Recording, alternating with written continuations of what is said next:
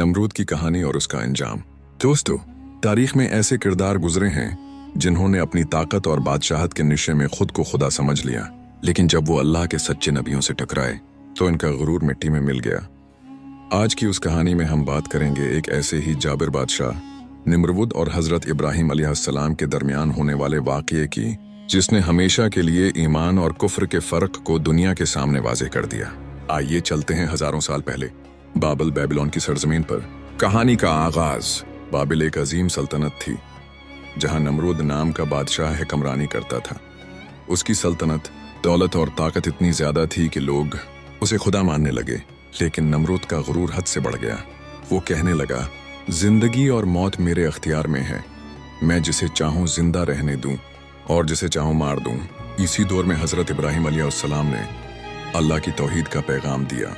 उन्होंने ऐलान किया कि असल रब सिर्फ एक है, जो आसमान व ज़मीन का खालिक है, जो जिंदगी देता है और मौत देता है।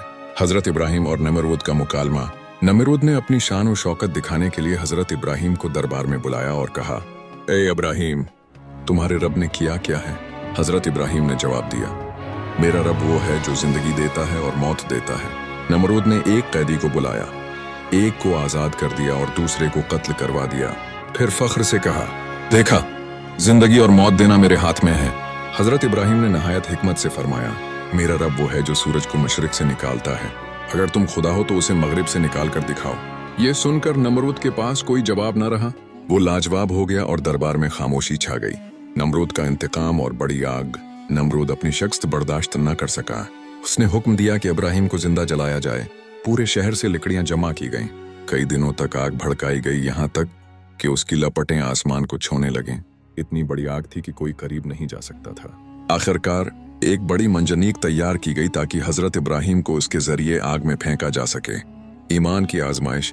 इस लम्हे हजरत इब्राहिम का ईमान अपनी इंतहा पर आजमाया जा रहा था। फरिश्ते आकर कहने लगे, अगर आप हुक्म दें तो हम आपको बचा लें। लेकिन हजरत इब्राहिम ने कहा, मुझे अपने रब पर भरोसा है, वही मेरा काफी है। अल्लाह का मौजज़ा।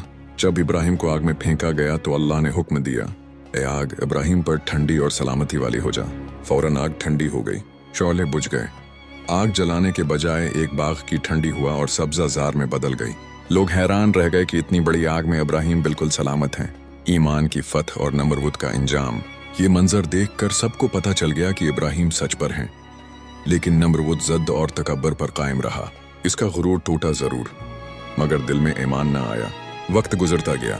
फिर अल्लाह ताली ने इस जाबिर बादशाह के इंजाम के लिए कोई बड़ी फौज या ताकतूर फरिश्ता नहीं भेजा, बल्कि एक नहायत नन्हा सा मुछर भेजा, जो नमरूद की नाक के रास्ते दिमाग में दाखिल हो गया। रोजाना वो मुछर उसके दिमाग को काटता और नमरूद चीख चीख कर तड़पता। अजीब हाल ये था कि जब कोई उसके सर पर जौते या हथौड़े से मारता तो उसे लम्हाती सुकून मिलता। वो खुद अपने नौकरों को कहता कि मेरे सर पर जोर से मारो, लेकिन ये आराम सिर्फ कुछ देर के लिए होता। रवायत में आता है कि नमरूद इसी अजाब में 400 साल तक जिंदा रहा। इसके दिमाग में वो मुछर मुसलसल अजियत देता रहा। कभी वो पागलों की तरह चीखता, कभी जमीन पर लेटकर तड़पता, लेकिन अल्लाह ने उसे फौरन मौत नहीं दी, ताकि दुनिया के सामने ये अबरत कायम रहे कि अल्लाह के सामने बड़े से बड़ा बादशाह भी कितना बेबस है। आखिरकार वही छोटा सा मुच्छर इस मगरूर बादशाह की मौत का सबब बना और वो ज़लत के साथ दुनिया से रुखसत हो गया। सबक। ये कहानी हमें ये सिखाती है कि एक, असल ताकत सिर्फ अल्लाह के पास है, तो ईमान और सच्चाई पर डट जाना सबसे बड़ी कामयाबी है। 3, अल्लाह अपने बंदों की ऐसी मदद करता है जिसका इंसान सोच भी नहीं सकता। 4, गुरूर और तकबर का इंजाम हमेशा हिलाकत है।